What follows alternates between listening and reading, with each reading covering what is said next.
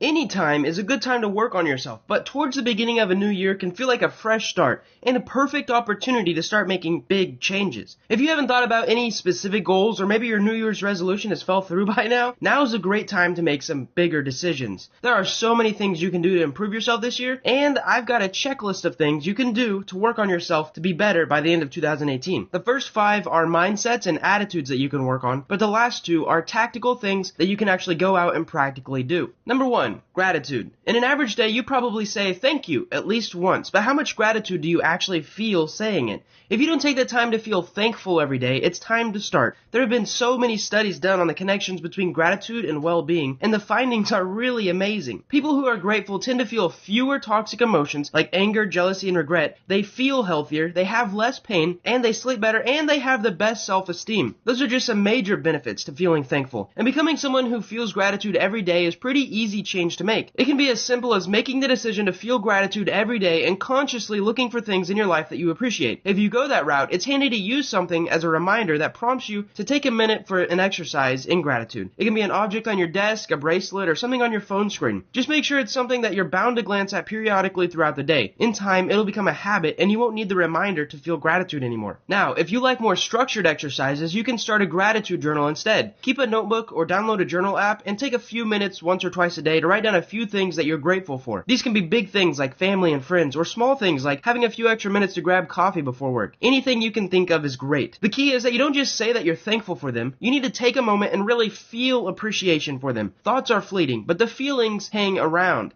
You'll notice that it's actually pretty enjoyable to do too. The feeling of gratitude has a way of overtaking negative emotions. Number 2 on our self-improvement list is mindfulness. In a similar vein, being more mindful is a great goal to have. It's another change in your perspective or thought process, and it can really change your mental health for the better. Mindfulness is all about being more conscious of the present moment. Your awareness should be on what you're doing most of the time, where you are, and how you're feeling, instead of on things that are stressing you out. Studies on mindfulness have shown that it improves mood, reduces stress and anxiety, lessens depressive symptoms, and improves general health, among many other benefits. To introduce mindfulness into your routine, you'll probably need some kind of prompt like the ones mentioned before for learning gratitude. When you see your prompt, take a moment to focus on the present. You can also use bookends. This is something I do, basically creating a mindfulness habit in the morning right after you wake up, and at night right before you go to bed. Notice the pace of your breathing. If you're holding something, notice the texture and the weight of it. Notice what the space you're in sounds like without focusing too much on any particular sound. This exercise doesn't have to be any longer than a minute, but it should be done a few times throughout the day. Once you get used to taking a minute here and there to feel mindful, you won't need a prompt anymore. You'll start finding opportunities in your day for it, like when you're waiting in line, washing dishes, or anytime you're feeling anxious or even stressed. If you like your new mindfulness exercise, consider adding 15 to 20 minutes of mindfulness meditation into your daily routine. It will boost the positive effects since you'll be dedicating more time to mindfulness. Let's get on to number 3,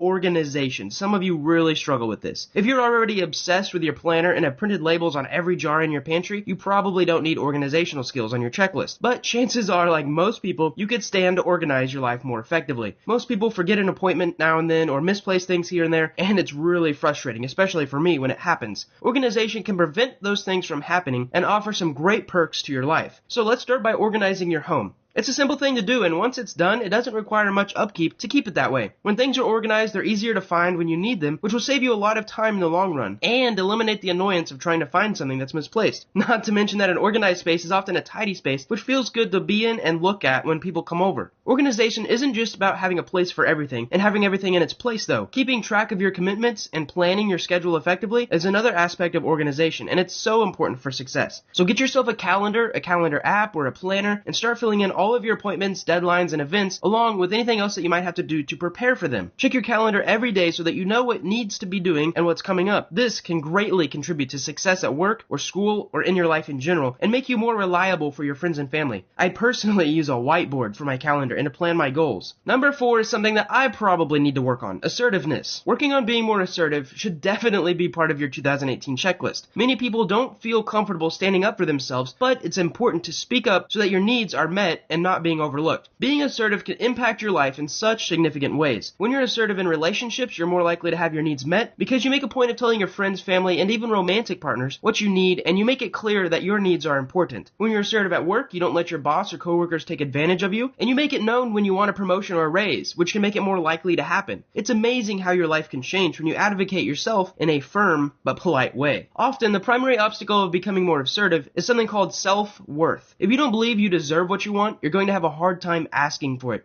So the first thing you should do is start by identifying things about yourself that you do like. Work on your self-esteem and learn to love yourself. As you do, start voicing your opinions more. And from there, share your feelings and your needs as situation comes up. Remember, opinions are not necessarily facts. It's a process, and it can be a very tough one if you're used to accommodating others and ignoring your own needs. But take small steps, and by the end of the year, you'll be so much easier to speak out. Honestly, you could even start in your gratitude journal by writing down some things about yourself that you appreciate. Number 5 is overcoming fears. Most people are afraid of something, and for a lot of people, those fears can impact them in big ways. If you've got fears that are getting in your way of life, of becoming more successful, this is the year to get over them. We all know that it's easier said than done, but if fear is holding you back, why not at least try to move past it? It might sound cliche, but the best way to get over a fear is to face it. I've talked about this before. Exposure and something else called response prevention therapy, also called systematic desensitization, is a great method to use. It involves slowly exposing to what you're afraid of, monitoring the reaction, letting the anxiety subside, and then repeating the process again. For example, let's say you're afraid of traveling, and even leaving the city makes you panic. This could prevent you from going on vacations and exploring and adventuring places that you've never been to before. It could stunt your growth, your business growth, your career growth, even growth in your friends and family's lives. So first, you might want to go to the other end of a town, maybe to a restaurant or a park that you've never been before but is pretty far away from where you live. Feel the anxiety and sit until it starts to fade a little bit. You can do this multiple times until you're used to it if necessary. Then, in the next step, you could go to the next town over, then on a short day trip, then an overnight trip. Eventually, your travel anxiety should lessen as you experience being further from home and start to recognize that it's safe. This can be done for so many different fears, like spiders and snakes and even skydiving. If your fear is more abstract, like a fear of a commitment or getting sick, try seeking a therapist. Talking with a professional can help you really dig into the root of the fear so that you can work through it. It's hard to use exposure for these kinds of fears, but it's still possible to get over them, and there's no better time than right now. Remember I said the first 5 were more attitudes and the last 2 were practical? Well, number 6 is books. Books will give you ideas that you can tangibly apply to your life that make the changes that you want. You can get ideas from other people, but the stories in books and the author's experiences and perspectives will help give you that perspective to make better decisions in life. You won't get very far if you're not reading a lot, and honestly, I think without reading at all, you won't make any major progressions. So read some books in your industry, because experts agree that you can become more knowledgeable than 90% of your field. You can become in the top 10% of your field just by reading 4 books on the topic. Imagine if you consumed a book a week in your industry. You'll quickly reach the top of the mountain of people in your field. For me, reading over 300 books last year was one of the best experiments I've ever done. I learned so much from it, and it's shown in my personal life, my business life, and all of my relationships. This is why I'm highly recommending reading books in 2018 and in many years beyond, because there's never been a time where I finished a book and I went, you know what, that book didn't really add value to my life. I wish I could go back and not read that one. They all added value in some way or another, and I plan on reading just as much, if not more, this year.